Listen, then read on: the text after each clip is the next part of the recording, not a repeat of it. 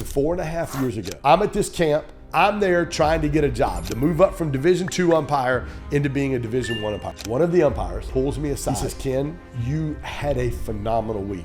Your rapport with coaches and players, second to none." He said, "But you've got to lose weight." The first thing I did when I got back home to Atlanta was I went in my bathroom, I stripped all my clothes off, I got on the scale. It was 308 pounds. I was disgusted with myself. I was so like, how did I allow this to happen?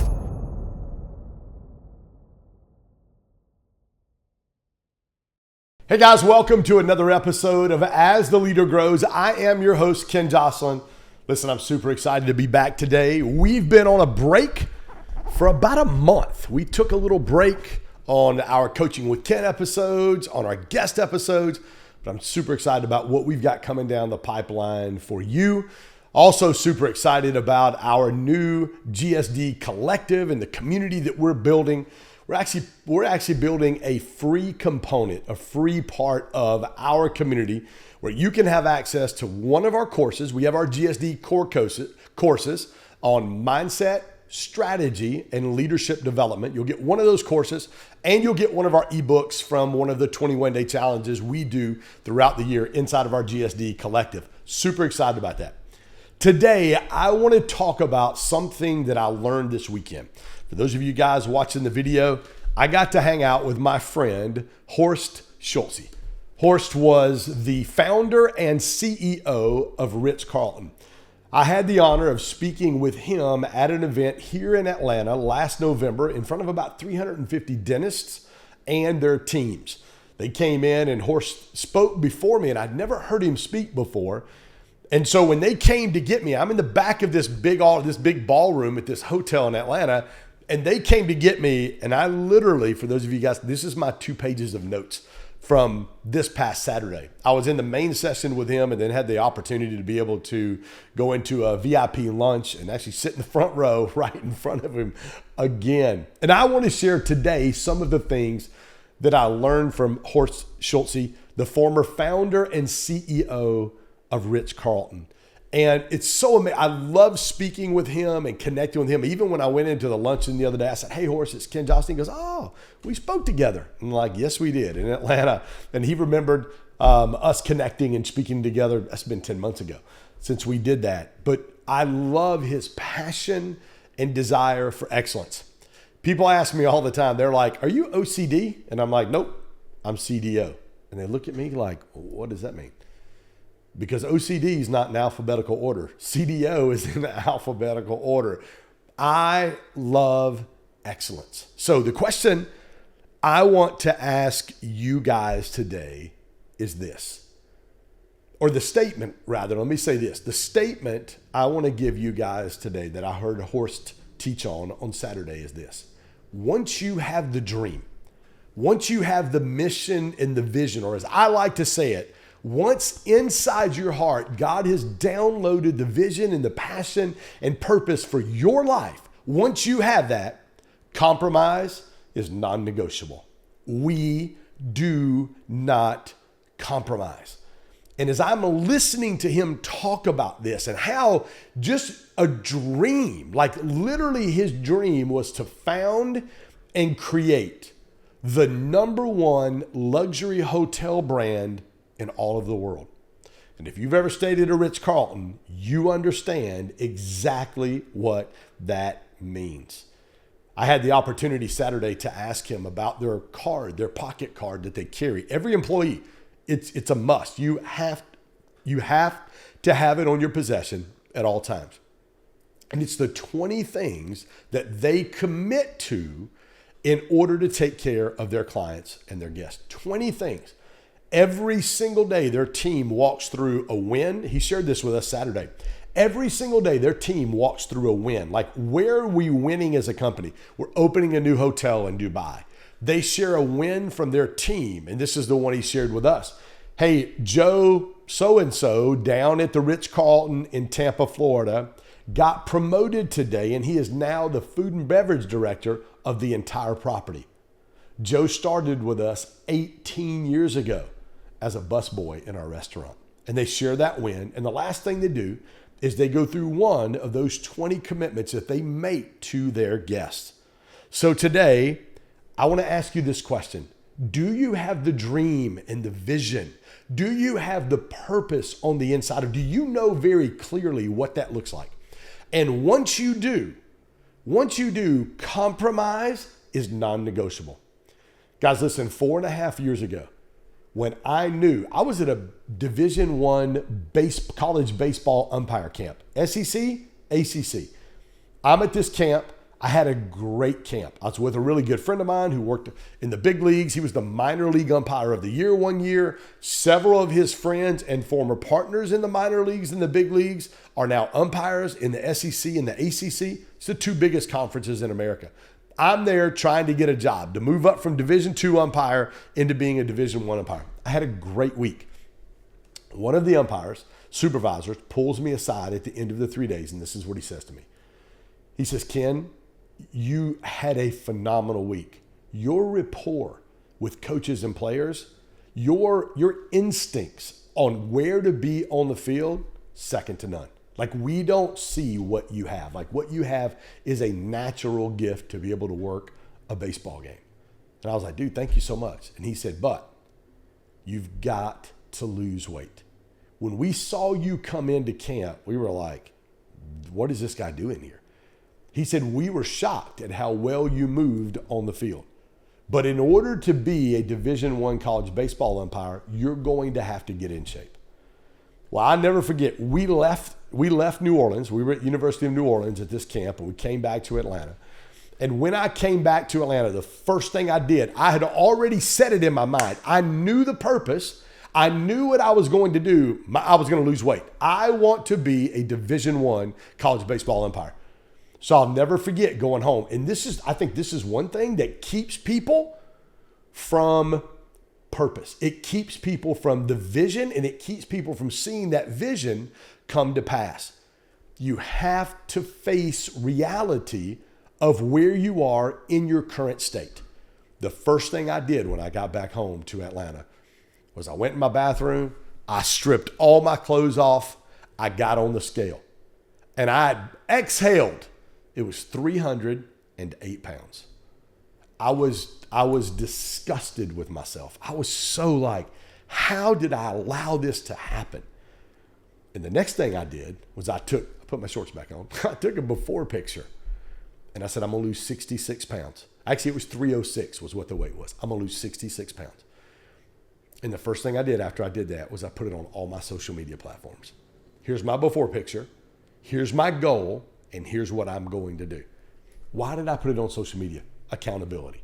I wanted accountability. So I started the journey.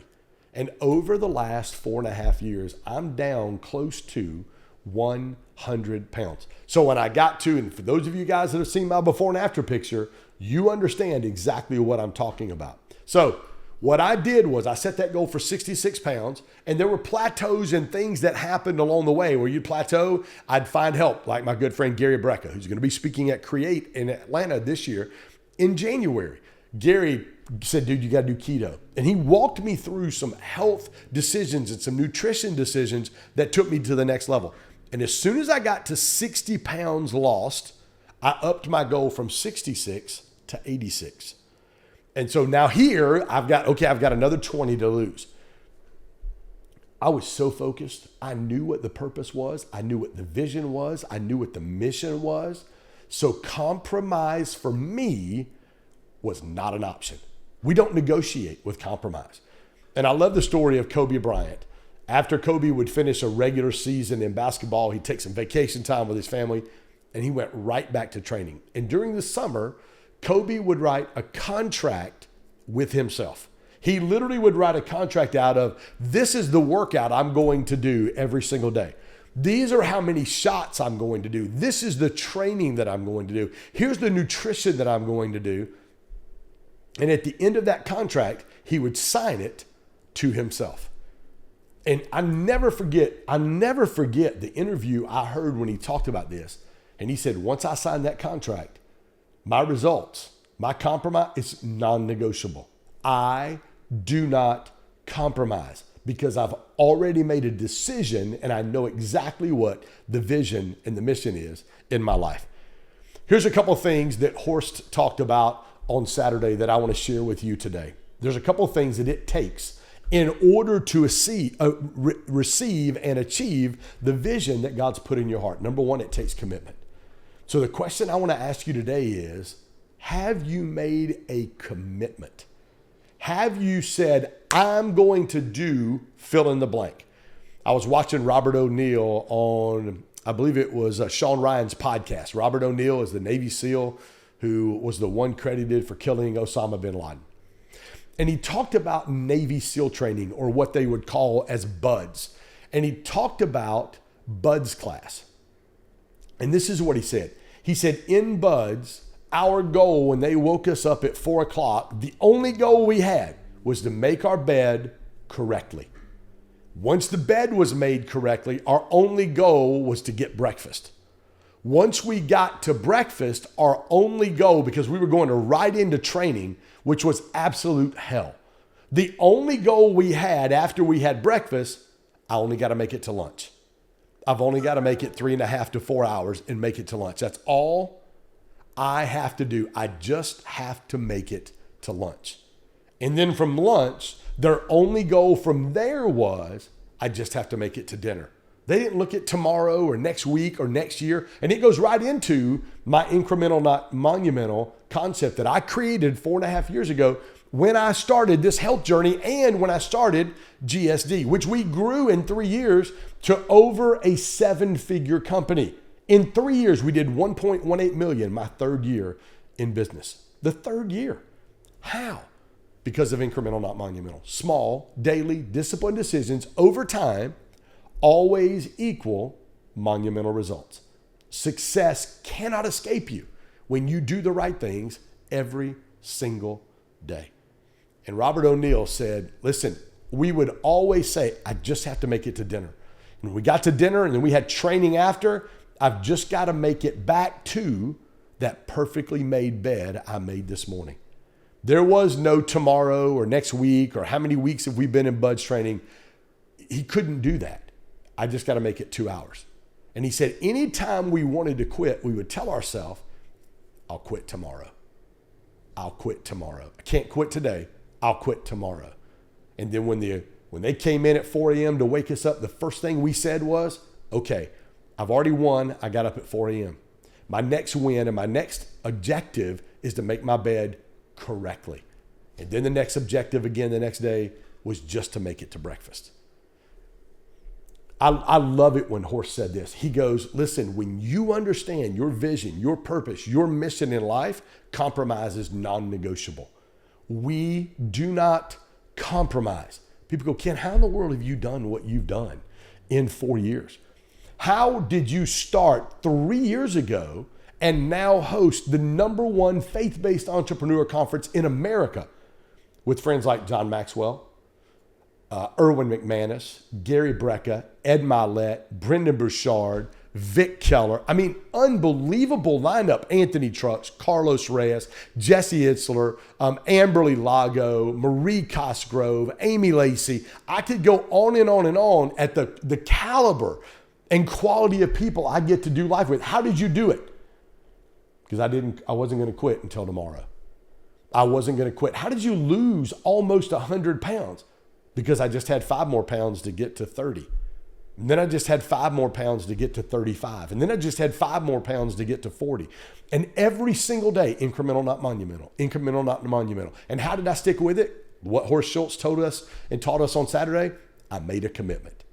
I made a commitment. So my question to you, those of you guys watching this via video on YouTube or you're listening to it on one of the podcast platforms, have you made a commitment to yourself to see the thing that God's put in your heart, whether it comes to your faith, health, relationships, business, or your finances?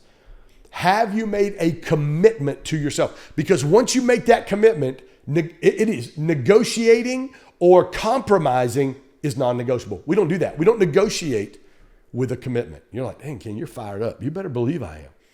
It's why we're able to make the impact in the faith-based entrepreneur space that we have in the past 3.5 to 4 years. It takes commitment. The second thing that it takes, and he talked about this, is initiative. And my good friend Grant Cardone calls it massive action. What are you going to do about the dream that God's put in your heart? Listen, you're not going to understand it. You're not going to know how in the world I'm going to see this get accomplished, which leans into one of my favorite Jim Rohn quotes. Speed increases focus. The faster I move towards the direction that I know God is sending me, the more things become clear in my life. I'm 56 years old. In the last, probably 6 months ago, I got a pair of glasses that I wear when I drive at nighttime because it's hard for me, especially if it's raining and the lights of the cars, oncoming cars, sometimes it's hard to see. Things get fuzzy and a little blurry. Try to put two words together. They get fuzzy and blurry, but the closer you get to the object, you're like, oh, I can see that now. So I have to wear glasses. But it goes to Jim Rohn's quote, speed increases focus. You're like, Ken, I don't know what to do. Just move. Just take action. Just have initiative every single day to go, I'm going to do this. Because as you do it, you're going to go, it's going to become clear to you. The first time 3 years ago, so it had been June of 2021, I'm speaking at a mastermind that my friend hosted in Salt Lake City. And I'm sitting around this cabin with 30, 35 very high-level entrepreneurs. We didn't have anything like this. And I knew immediately. After the first day, I'm like, holy cow, this is what I'm missing, is an entrepreneur, an environment just like this for faith-based entrepreneurs. Not people who are just chasing building a business, not people just chasing finances, but people who understand the value of having their faith, their health, and their relationships in alignment and in order and healthy, so then therefore they can build business and finances on top of that foundation. So, have you made a commitment to yourself? And sometimes you have to remake that commitment. There's been times in this health journey of losing close to 100 pounds. There's been times in this journey of building a business and podcast and create conferences and all this stuff that I get to do. There's been times where I'm like, oh, God, I don't know if I got what it takes to pull this off. And I have to recommit to myself. Okay, God, I know you've put this vision in my heart. I'm just going to take action. I'm going to make a commitment to what you put in my heart, and I am going to take initiative. Super easy, guys. The question I want you to ask yourself as I close is this. Have I made a commitment to myself? Do I know what it is that God's called me to do? Have I made a commitment? And how do I know if I made a commitment? Do you negotiate with yourself? Do you compromise on what you know God's put in your heart? Because you do not compromise when you've made a commitment towards a very clear purpose and vision. Guys, thanks for joining me on As the Leader Grows. Again, man, we are honored that you guys helped us become and move into the top 1.5% of all the podcasts in the world. Listen, would love to have you connect and join our free community for GSD, where you get access to one of my courses. You get access to one or two of the workbooks, the 21-day challenges that we run our collective through every year. Absolutely free. There's no cost to you whatsoever. There's a link at the end of the show. Would love for you to hit that. Come join our community. I'd love to help you become the best version of yourself in your faith, health, relationships, business, and finances. Have a great week. I'll see you next time.